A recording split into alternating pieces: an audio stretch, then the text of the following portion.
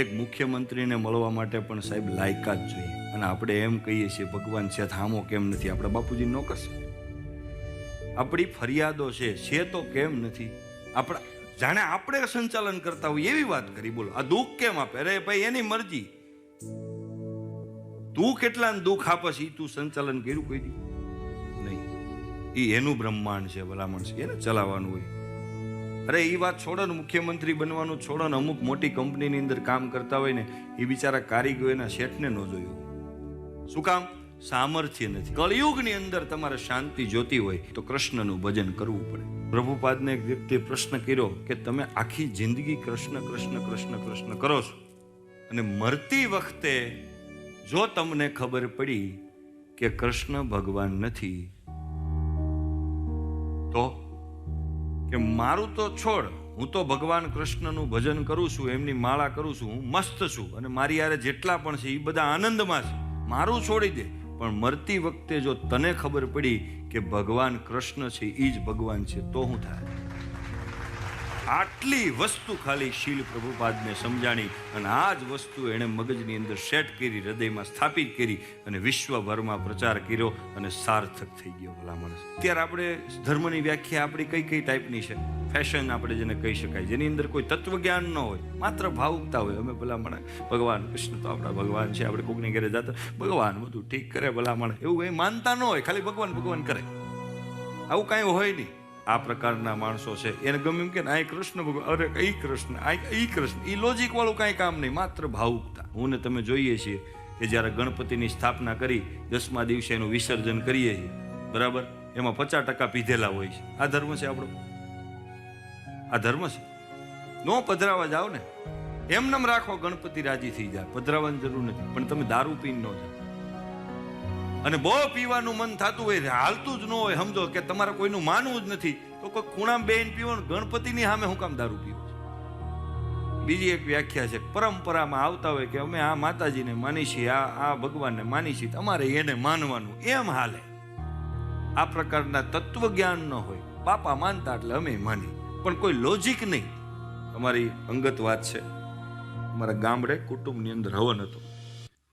કુટુંબની અંદર હવન હતો એટલે અમારા કુટુંબમાં એક ડોશીમાં છે, એને હું એકલો જ ગચકાવી શકું, એને કોઈથી કાંઈ કહેવાય નહીં. બેઠા હોય ને એટલે હું એને કહું, અને આજુબાજુમાં બધા હગાવાલા બેઠા હોય ને એ કે તું નરકમાં જવાનો છે, એવું મને કહે. શું કામ? કે તું ગઢા માણાનું હૃદય દુભાવે છો એટલે એવું કે તું નરકમાં જાય. મેં કીધું આપણને નરક મંજૂર છે, પણ આ ડોશીમાં જાતે જિંદગીએ થોડુંક પરિવર્તન થાય તો આપણે કરવાનું છે.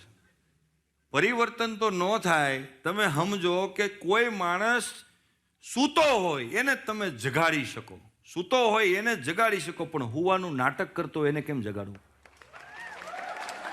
કોઈ ધાર્મિક નથી એને તમે ધાર્મિક બનાવી શકો, પણ જે ધાર્મિક હોવાનો ઢોંગ કરે છે એને કેમ તમે ધાર્મિક બનાવો? એનું ભેગું ન થાય.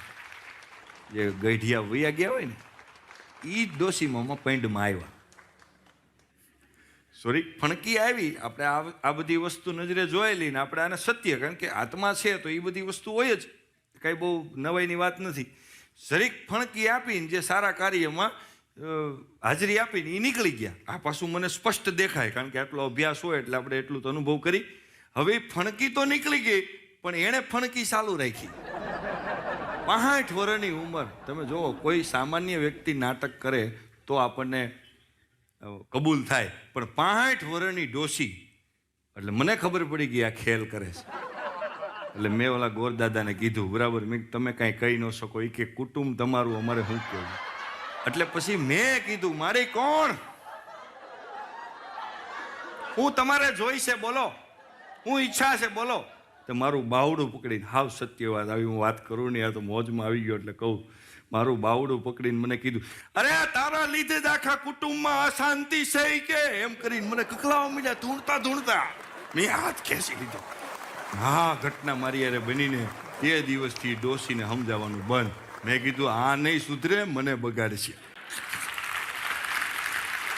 તેથી મેં કીધું આને નરકમાં જવું હોય તો નરકમાં જાય, સ્વર્ગમાં જવું હોય તો સ્વર્ગમાં જાય, પણ આને, કારણ કે એણે ત્યાં બધું ફ્રસ્ટ્રેશન ત્યાં ધૂણતા ધૂણતા કાઢ્યું. બોલો, મેં કીધું આ તો કઈ પ્રકારનું માણસ? તો હવે સમજો કે ધર્મ વગરનું તત્વજ્ઞાન, જ્યાં ધર્મ નથી અને માત્ર તત્વજ્ઞાન છે, તો એ માત્ર કેવળ કલ્પના છે. સારા સારા વિદ્વાન વ્યક્તિઓ એમ કે ભગવાન છે તો આપણે એની ડાયરેક્ટ કનેક્શનમાં રહી શકીને, આત્મા છે પરમાત્મા છે બધું ડાયરેક્ટ છે, એમાં ગુરુને કાઢો ને કાઢો આ નહીં.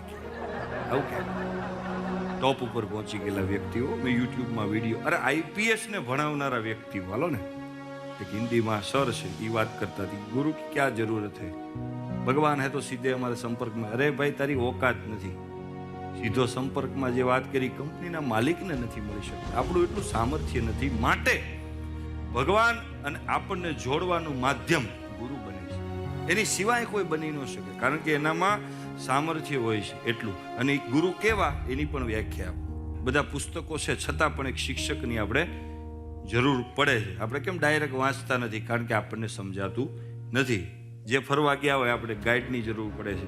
આપણે તમે હોલ સુધી આવ્યા તો તમારે એક મીડિયેટરની પાસ મેળવો એની જરૂર પડે. એક નિમિત્ત હોય છે કોઈ પણ વસ્તુને પ્રાપ્ત કરવા માટે, એક મીડિયેટર હોય છે. એવી રીતના ઈશ્વરનું મીડિયેટર આ ગુરુ છે. ગુરુ કેવા હોવા જોઈએ પ્રશ્ન થાય.